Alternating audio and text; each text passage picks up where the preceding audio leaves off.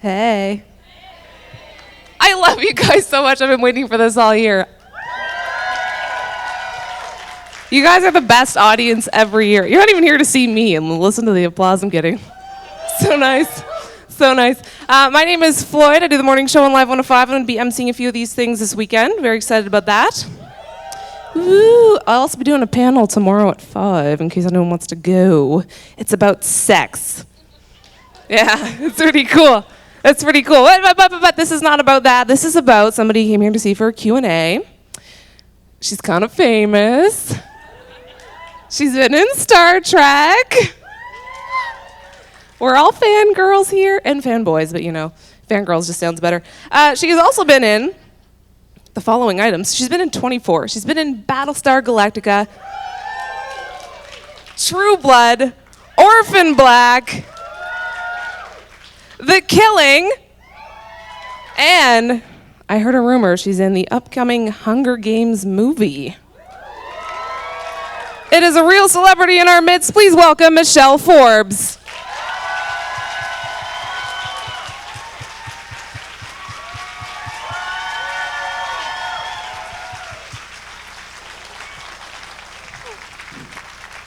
Golly, hi everyone. Does this work? Is it cool if I sit up here with you? I serve no further purpose. I just want to look at you. Okay. Cool.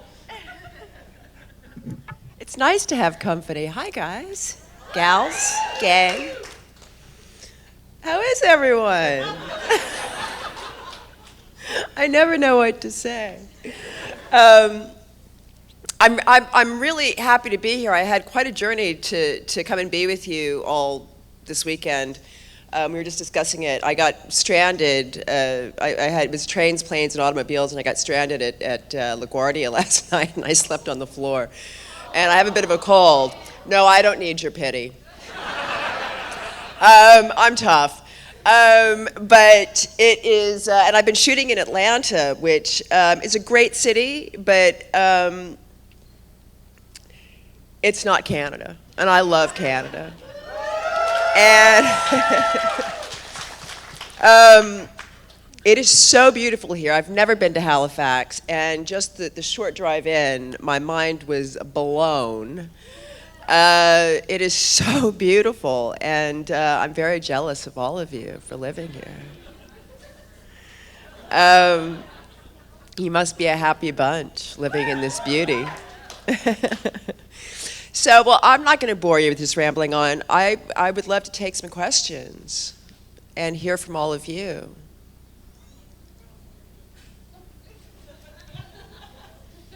Welcome to Halifax. Thank you.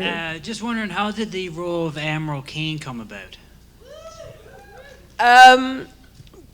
You know, that was one of those really almost dire moments. I turned it down a few times. I think I was the last person they came to. However, that always sounds like, you know, they were always after me. I think a few people had turned it down, and I almost did for whatever reasons. And then they sent me some of the DVDs, and I saw them, and I couldn't believe what I was watching.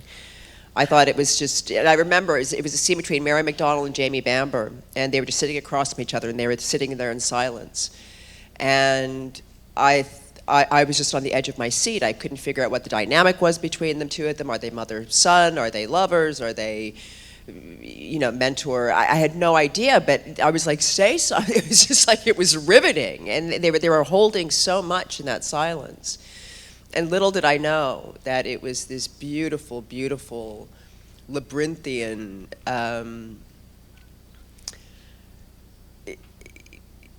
it's political, it's metaphysical, it's such a beautiful story, and I'm so grateful to have been a part of it, just in a tiny bit.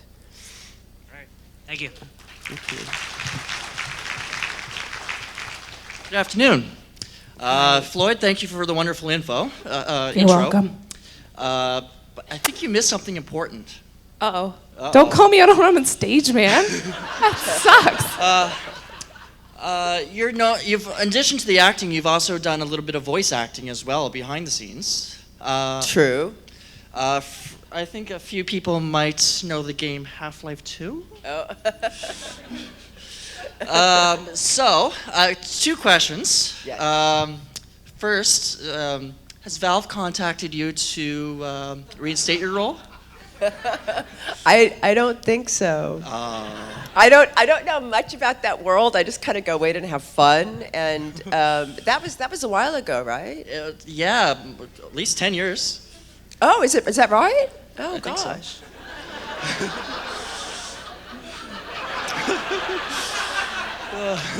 I have a question for you. Did you buy a Hal-Con pass just to make a Half-Life 3 confirmed joke?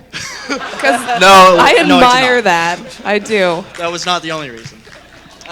Second part, are there any other roles you feel that you've been underappreciated that you feel should have gotten more attention than it has?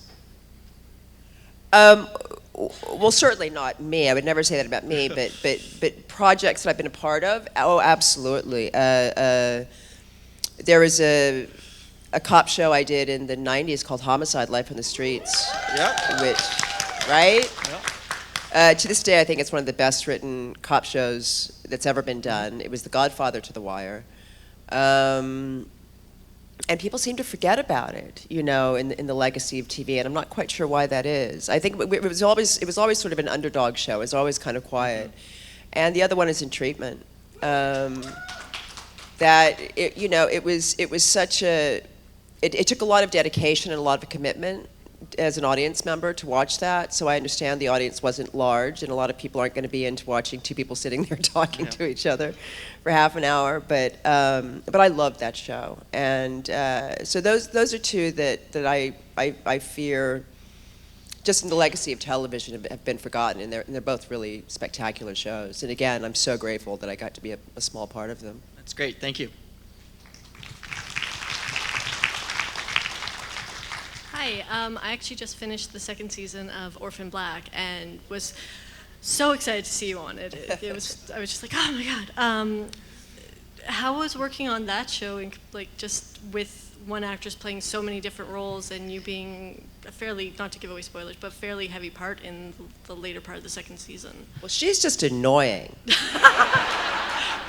I can know what I imagine. mean? I can imagine. That tat. She is pulling off such an absolute miracle, and that she's just so chill, and she's just sitting around playing her ukulele, and the rest of us have steam coming out of our ears because I was like, I don't know what's going on. What the hell is going on this show? And she just sort of takes you definitely didn't seem like, it seemed like you knew perfectly well what was going on in your character. Not a at clue. least. Not a clue. We'd cut, and I'd go, what is wrong with you people? You're all mental. I have no idea what's happening in this story. All right, well, thank you. So, yeah, but it was fun. And she's awesome. Hello. I'm glad you made it. Me too. This is about your work in True Blood, and I'm thinking of this one scene specifically where this naked man is running like, ah! I'm just wondering how you keep your cool when there's so many nude people doing things around you.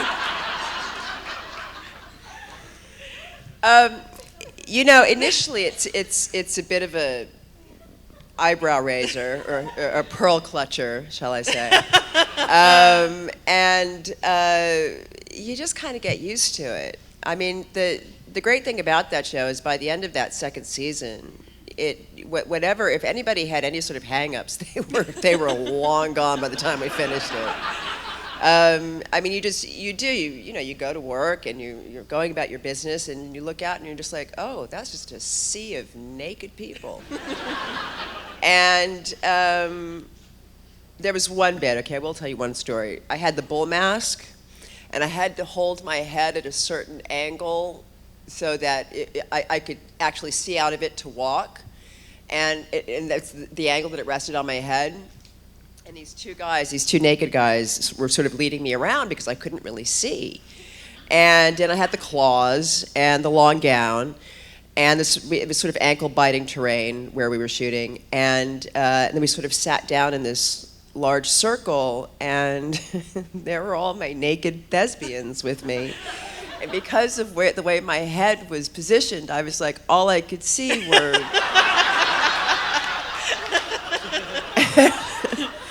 I just thought, oh God, I don't need to see this. So, yeah, they're just bodies. They just become bodies. Thanks. Hi, Michelle. Hiya. Welcome to Halifax. Thank you for coming. We'll have better weather for you tomorrow, I promise. No, I like it. I like it. I'm such a huge fan. I loved you in Star Trek. I loved Ensign Rose. She was strong, she was authoritative, even though she was an ensign. She's sometimes subordinate, but so strong. And I've seen you recently do other roles that were also very, very strong, authoritative women. And I just wonder, is that the type of role you are drawn to, or what kind of roles are you drawn to? It all depends. I mean, I prefer to play the woman who doesn't know. I think that's more of who I am, certainly, and being shy and vulnerable and all those things. I think we possess all of them, so I like to play all of them. But I think because of my stature and what have you, I get cast as the badass. I keep hearing that word. So I get that quite a bit. But I do like playing the more vulnerable, certainly. Thank you. Thank you.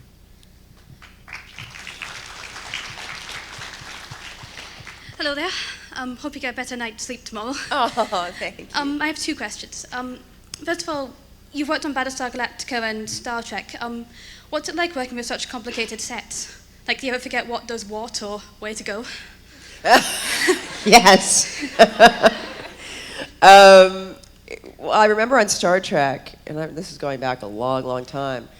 There are no courses for this. They certainly don't teach you this stuff in drama school. Not that I went to drama school, but and so I just kept cheating, and I was seeing what Brent was doing, and I would just sort of mimic what he was doing, even though we had completely different jobs. But nobody really told me, so I just sort of made it up as I went along. Well, it worked. Nobody seemed to notice, so that's all right. I shouldn't be admitting any of this. I trained for a month. How to turn knobs and push fake buttons And my other question was, it's gone out of my head now. Is there any role that you'd ever really like to play? If you got offered it, you'd just leap at the chance? Oh, you know what? I won't know until it comes along. Fair enough. But I like weird, and yeah. I just finished a series called The Returned that's coming out next year, I guess, on TNT, and based on the French series, and it's with one of my favorite writers, Rael Tucker, and it's pretty weird, and that was kind of a really fun role to play, and so you never know until it just comes across your lap. I mean, like Marianne was one of my favorites to play, and if somebody said, oh, you'll be playing a Maynard sex monster, and you're gonna love it, I would never ever have believed them. Thank you very much. Thank you. Hi. I was wondering, so I love Battlestar. It's just amazing. Me too. Show. It was great. But honestly, your character has never made me feel so much rage against anyone else. So thank you. Thank you. Yeah. So I was wondering if that ever was emotionally draining to play someone who was so kind of like just intense all the time. I'm trying to think back. That was such a lovely set, and I enjoyed everybody so much. I don't recall it being draining. I think I was just trying to understand the subtleties. It was more sort of intellectually draining, trying to understand the labyrinthian nature of what Ron Moore was trying to convey in this political opera, this metaphysical opera. It was so intense and so deep, and so I was just sort of scrambling to keep up, really, and and then crossing your fingers that you're living up to their word somehow. But I mean, I don't mind playing villainous characters because, especially somebody like Kane, because it's such a deep look into what decisions people make and how good men become bad, and these are deep philosophical questions, and these are big life questions. So it's really an honor as an actor to get to step into those boots and explore that on a conscious level. Thank you very much. Because I'm a pacifist. I am not like Admiral Kane.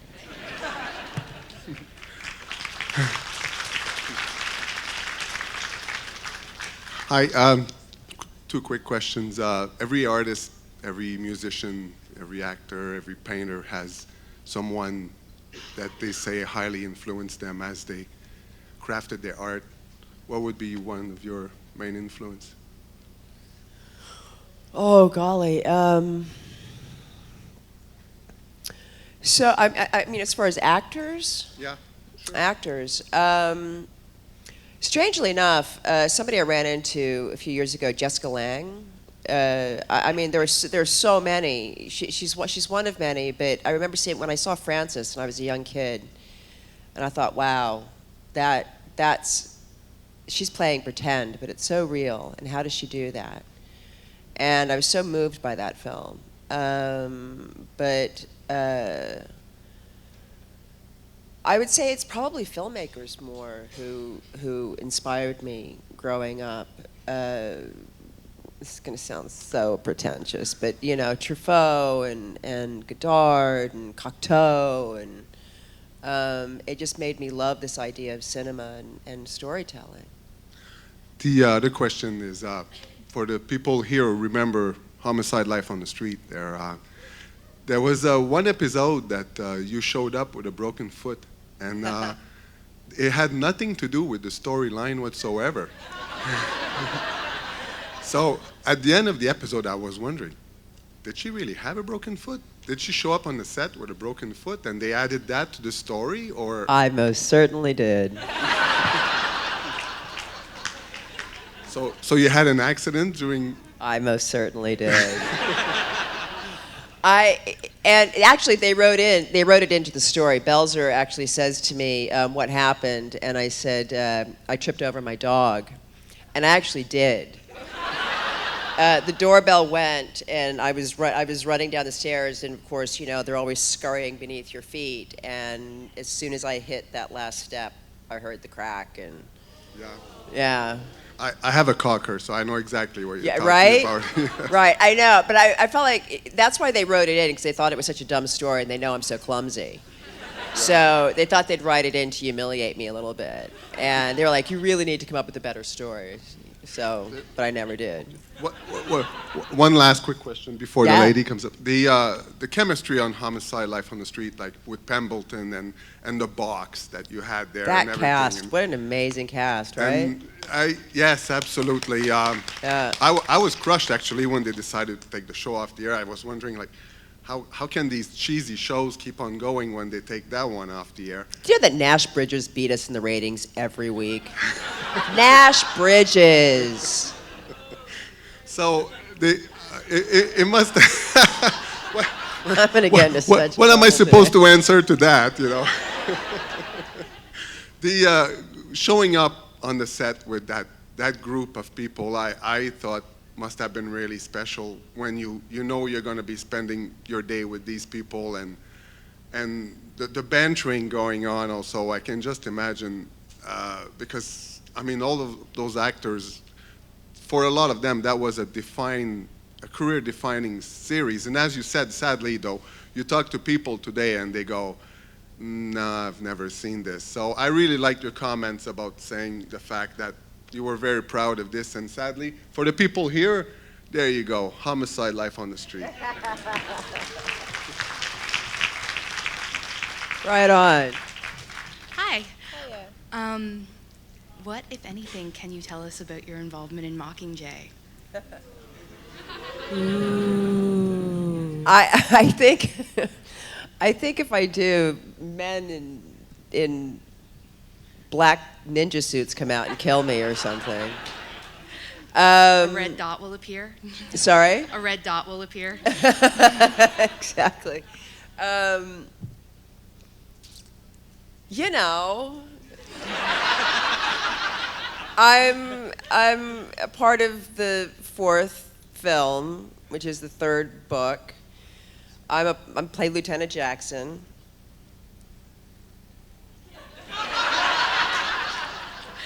Full stop. I figured that was all you'd be able to say, but I thought I'd ask. Yeah, but we had an awesome time making it. We spent 4 months in Atlanta, a month in Paris, and a month in Berlin, and it was such a phenomenal group of people to be with and to be in the trenches with, and we had a blast together. Thank you. Thank you. Sorry I couldn't be more informative.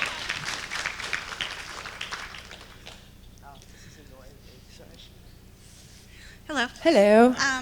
I was just wondering, since you've been a part of some really sort of huge franchises and that sort of thing, is there anybody from past casts maybe that you're still close with? Yeah. Yeah, so many people. From which show? I don't know, just in general. Gosh, yeah. I mean, on The Returned, okay, Aaron Douglas just showed up on The Returned. It was wonderful to see him. I think he's an amazing actor. I run into Callum Rennie every once in a while. We stay in touch sporadically. Who else? Who else from Battlestar? Mary McDonnell I see every once in a while. I adore her.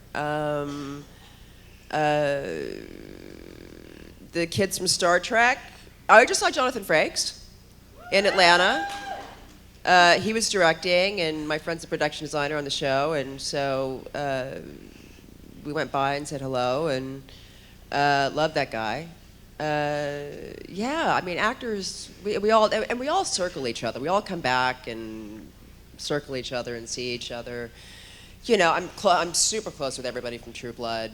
Mike McMillan, Reverend Newland lives around the corner from me, and Kristen Bauer's a dear, dear friend. Anna and Steve. Yeah, yeah. Okay, I just have. I'm popular. Apparently. I just have one quick comment before I go. I know it's kind of old, but I really, really liked California. Aw, I forgot about that one. Hi. Hiya. Before you were cast as Ensign Ro Laren, were you into Star Trek before you knew about that role? I didn't know about it. No, that's not true. That's not true. I used to watch it when I came, the original one, when I came home from school. I do remember that. Okay. And I distinctly remember some of the episodes, but it didn't. My sister was very into science fiction. I remember that. I came to it later. I didn't even really get it until Battlestar, to be honest with you. How important it is to tell these morality tales, and how it somehow looking into the future helps us to dissect our present and our past. It makes it more palatable somehow, and I don't quite understand how it all works, but it's kind of cool. So now that I've gotten it, I'm slow. I'm really glad that I did. But I remember my sister like reading a lot of science fiction. She read a lot of Asimov and what have you, and so she was big into it. Okay. And with your roles in Battlestar, True Blood, confirmed geek? Yeah, sure. Yeah. I mean, I guess so. I don't think I have a choice at this point. One of us. How are you doing? Thanks very much for coming to Halifax. Hope you Oh, enjoy I'm your so stay happy to be here. The question for you is about your role as Ensign Rowe. I think you're only in, maybe it's been a few years now, it's 3 episodes. Was there ever any talk of that character continuing on in the series? Can you just shed some light into what other discussions there may have been about continuing with that role? Yeah, I did about 9 episodes, I guess. I was way off. I missed a lot. Was that? I was way off. No, but what did you say? I thought there was 3. Maybe it was that there were 3 that stood out to me as being amazing. Right. But they were all great. Oh. Yeah, I did about 9, and then they wanted Colomini and I to go and do the spinoff. And it broke my heart at the time because there were a lot of rumors that I was sort of turning up my nose at television and turning up my nose at that job, and it certainly wasn't true. And I always equate it to I just felt too young to get married and to sign a 7-year contract with anyone. I've never stayed anywhere for 7 years, as a matter of fact. I'm restless Ruby. I got to keep moving. Like a shark or I'll die. So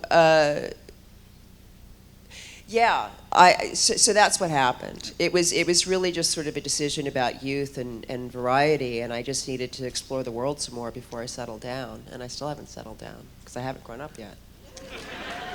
That's great advice for all of us. Thanks very much. Thank you. Hi. I just wanted to say thank you because a few years ago I found myself sort of unexpectedly promoted at work and finding it a hard time to getting into the mindset of what am I going to do? How am I going to go face these people? Like I wasn't used to it. And I went home and I found myself with my roommate watching Battlestar Galactica because I was forcing him through it. And there was the Adama Kane scene with the music in the background and you are making a huge mistake, that whole thing. And so that sort of became every time I had a meeting I needed to go to, 7 minutes would be spent in my office watching that, getting into my Edward James Olmos space. So you've been very good for my mental health, and I just wanted to say thank you very much. That is awesome. Thank you.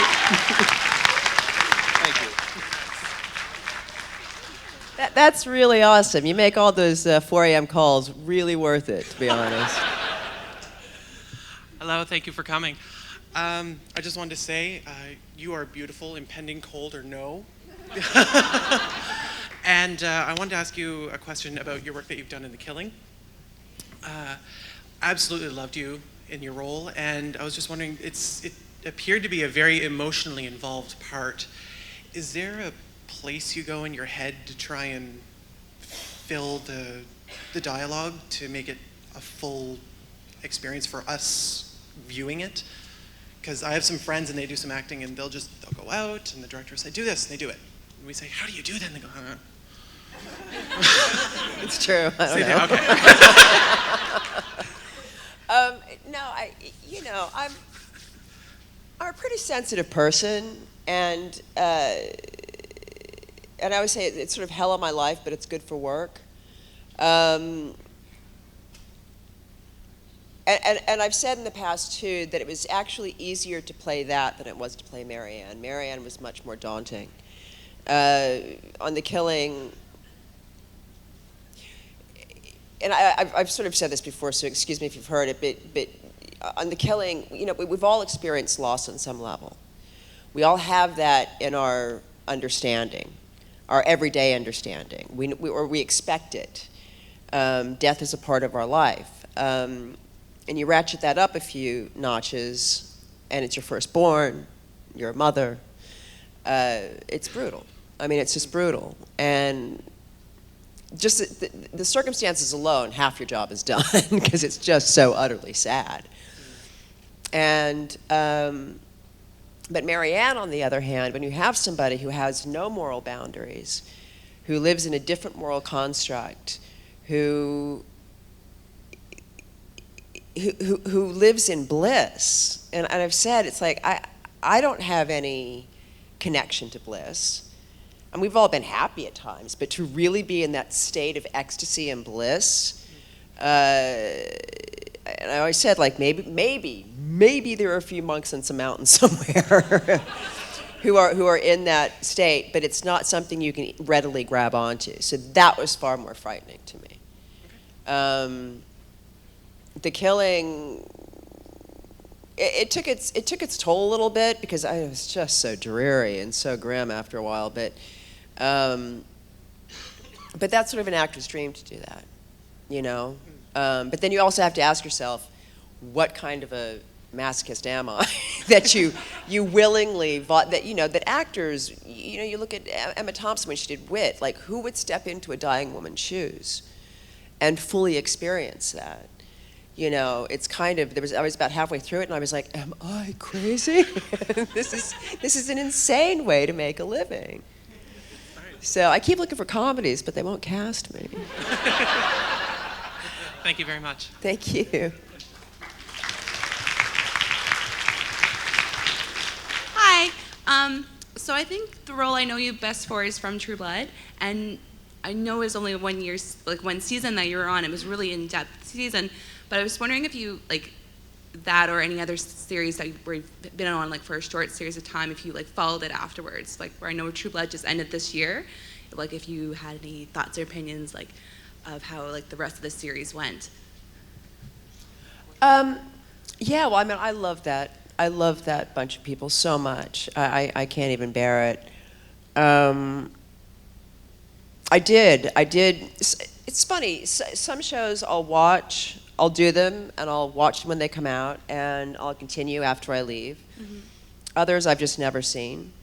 The Killing I never saw. I saw the first 4 episodes, I believe. And it's odd like that. What was the question about?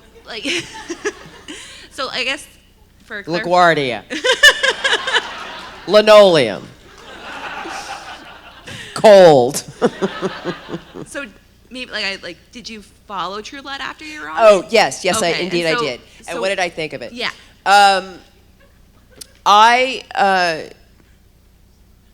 I'll always love what they were doing on that show. What was interesting to me is I missed that first season. I missed the sweetness and the smallness and the intimacy of that first season. And you go back, it was all so brand new to us, and these odd and interesting characters in this weird little town, and it was so exciting, and then by the end it felt for me, and this is not a criticism, but for me it just felt so big. Mm-hmm.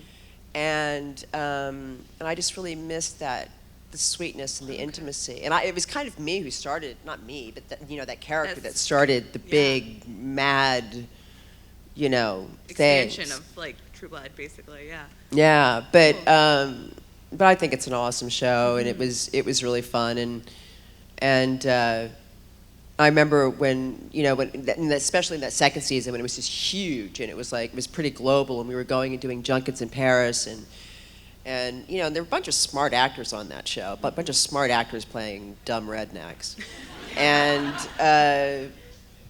we were all saying, well, Alan, that vampires are a metaphor for the disenfranchised, or for any race or homosexuality or what have you. Mm-hmm. And then Alan was like, no, I just really wanted to make a fun show about vampires.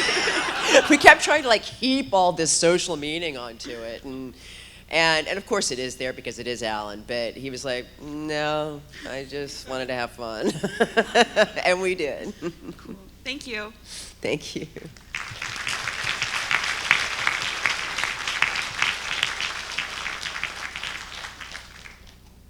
Hello.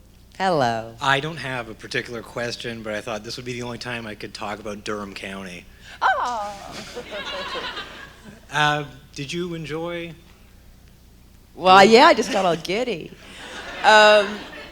It's funny because I was just thinking about Durham as I was driving in from the airport, because I was watching the leaves change, and I'm back on the east coast of Canada. I spent a lot of time on the West Coast, and I was thinking, and I started thinking about Adrian Mitchell, and yeah, it's funny you should bring it up. I really had a great time doing that. I loved that series. And that's another one I think didn't get enough attention. I agree. That first season was so beautiful. I just loved working with Adrian Mitchell, who directed and created it, and Laurie, who wrote it, and just the entire cast. It was just, and it was great to be outside of the Hollywood system, you know, to not have it have any great weight or meaning, its success or failure. Like, we were just making something that we believed in that was weird and tricky and hard and emotional, and I thought it was really cool to look at. I thought it was visually stunning. So did I. Maybe just a sub question, maybe not a question per se, but I guess the state of Canadian production. Durham County struck me as something that would be something atypical to something we would produce. It's not a question. But I guess I like where you're going. Okay. What sort of visibility do projects like that have in your sphere? You know, it's really heartbreaking. Not much. I came out here and I was doing a press conference for something, and I was sitting there with a bunch of Canadian people. Everybody wanted to talk about True Blood. Everybody wanted to talk about Battlestar. Nobody wanted to talk about Durham County, so I had to call them out. I had to call out all those journalists. I'm like, this is a homegrown show. You're Canadians. You're always saying, you know, that you want to be on the same level. Well, you got it. You have this amazing product in front of you, and you're not even taking notice. I don't get it. And there was silence in the room. So I don't get it. I don't get it either. And then they sold it to, I don't remember the name. TMN, I believe. What was it? The movie network. We sort of The movie network's out here, right? Yeah. No, they sold it to America, to a network. Oh, yeah, sorry, I don't really. And it just disappeared. Nothing, I don't know why. I don't know why. See, it's always the ones that I love that kind of just like go away and disappear. But I'm glad you enjoyed it. I certainly did, and I certainly want to see more from Adrian Mitchell. I think she's a real force to be reckoned with. All right, thank you. All right, we have about 1 minute left, so if you can make your question real quick, we can still get you in. It's not quick? It's a long answer. All right. Can we abbreviate it? Everybody says we're in the golden age of television, and obviously a lot of shows you've worked on are part of that golden age. So I'm talking fast. So I just wondered, like, from your perspective, inside the industry, do you see that things have changed within the last sort of 10, 15 years, this golden age? And also, like, the shows that you've worked on that are part of this golden age, what do you think are the most golden aspects of them? Real quick. I said it was long! Okay, set your watches, everybody. Do what you can. Yes, I do think we're in a golden age. It is opening up more and more every day. I mean, I can't even keep up with the networks and where the program is. One of the best things I read last year was something called Manhattan, or the Manhattan Project. I forget. Ended up on some tiny little network that I've never heard of. And I think that's another show that came and went. But so it's almost like, it almost feels flooded at this point. It was kind of like this gorgeous moment where we had HBO and Showtime, and then it was HBO, Showtime, AMC, TNT, TBS, WGN, da-da-da-da-da. So I can't really keep up with it. But now they're opening up other platforms. I guess what are those consoles? What?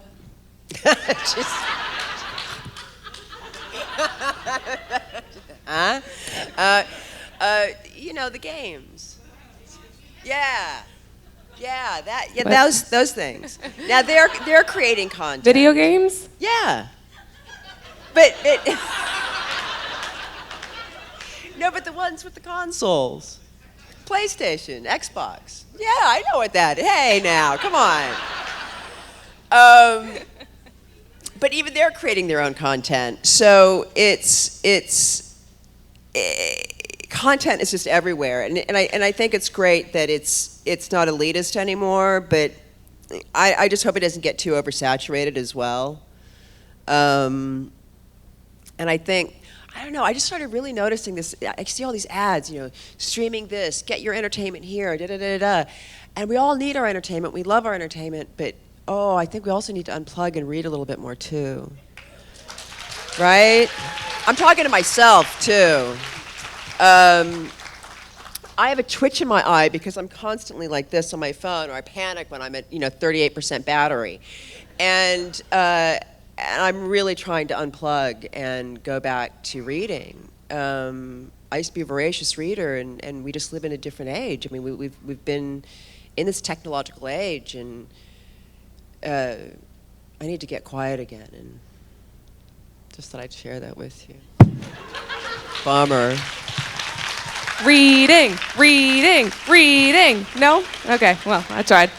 Thank you so much, Michelle. It's been a pleasure. Thank you. Let's give a round of applause. Michelle Forbes. Hal-Con.